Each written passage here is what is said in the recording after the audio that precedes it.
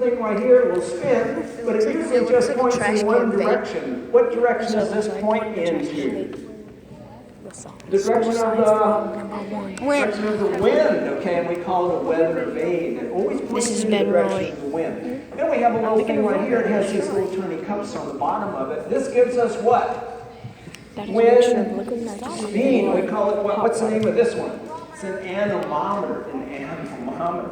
Let's see what we got. I need somebody maybe to help me with this, to hold this for me. Can you help me hold this? Well, come on up here. And if you can stand right here, you can stand on that X and hold that out like this right here. And what do I have right here? Actually, I've got a little vacuum cleaner. I'm going to plug my vacuum cleaner in right here. Oh, this is going to be cool. Whoa, whoa, whoa. Yes, we got some air blowing down right here. Cool. Let's see if we can get that anemometer and the weather vane to point in the direction of...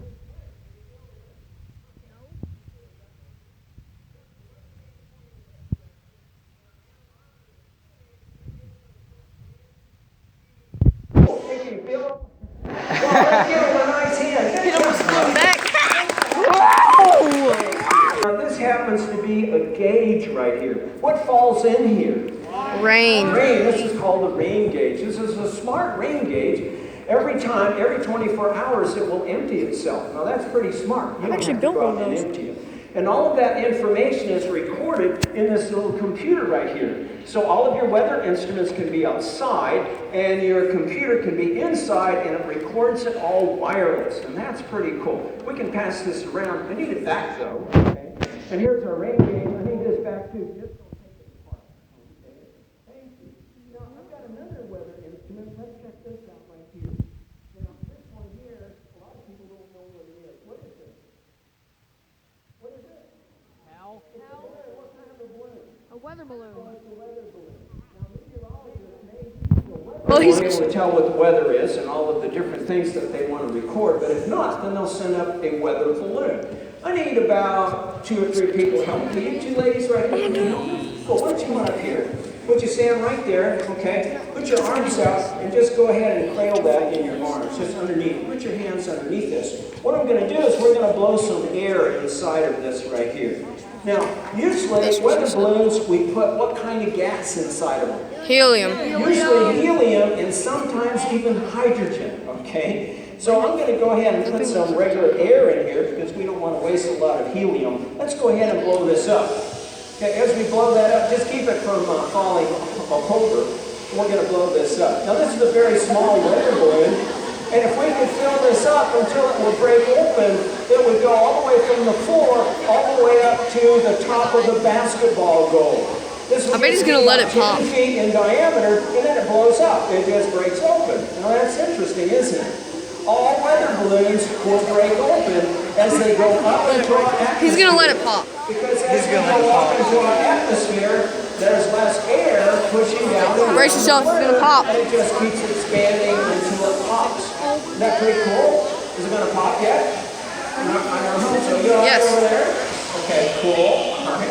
So let's see what I'm going to do. This is not a good idea. Now this thing will get even bigger than this. Probably a couple of times bigger than this. Oh, cool. What I'm going to do is I'm going to stop And this then- right over here, okay? Let's see what we got.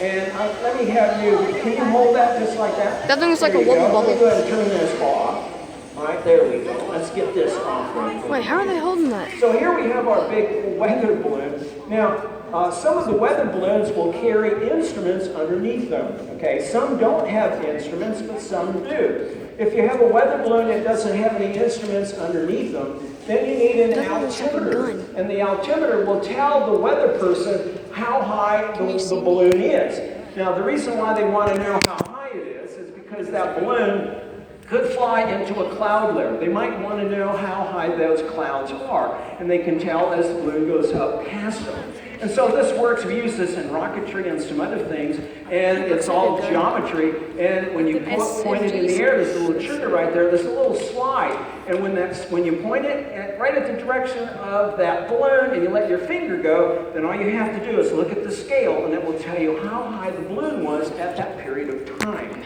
Now, if you have some weather instruments underneath the weather balloon, then you're going to need some way to tie them. So they use some of these little tiny reels. This is about 200 feet of cord, if I can get it unwrapped right here. And they will tie the cord onto the bottom of, and this is really wrapped around anyway, but this will let out the string as the balloon goes up into the air. Then they tie what we call a radiosome, there it goes, and it will let out string as the balloon goes up into the air. You can't have the radio too close to the balloon. If so, it's going to block all of the information that the meteorologist needs. Now, what do they tie onto the end of there? Well, let me show you. Here it is. This is called a radiosome. And the radiosome has batteries in it, and it has an altimeter. It will tell them how high the balloon is. It will tell them the amount of humidity in the air. It will tell them the temperature. It tells all of that, and it will radio down into the weather station, and then they can gather all that weather information. And then as the balloon keeps going up into the air, what happens to it?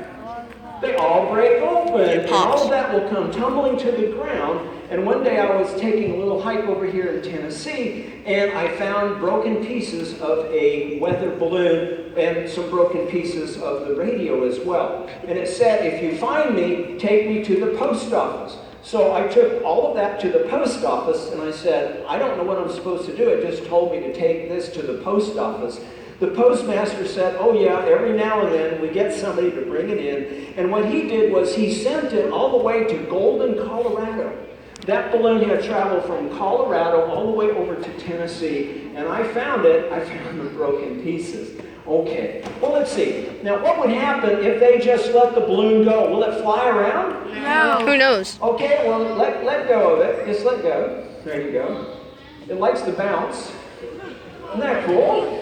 It's like a big bubble. Now, Can somebody please pop it? around just like a regular party balloon. Please let somebody pop it. Heavy, but right now there's atmospheric air pressure pushing down on the balloon. Eventually, all the air is going to go out of the balloon, and the balloon's going to be flattened down just like a pancake because the air pressure is pushing down on it. Hey, I want you two ladies to do something for me. What I have right here is I have an air rod, okay? It's an air rod. We call it an air bar. But put your hand flat out like this, both of you. I'm going to hold this in this hand. Take your other hand and hold it up here so it doesn't bump you on the head. Now, is that heavy? It's a steel rod. It's a steel rod, and it has weight, and it's heavy. Now, that steel rod, if it was a column of air all the way from her hand, all the way up into the atmosphere until we run out of breathable air,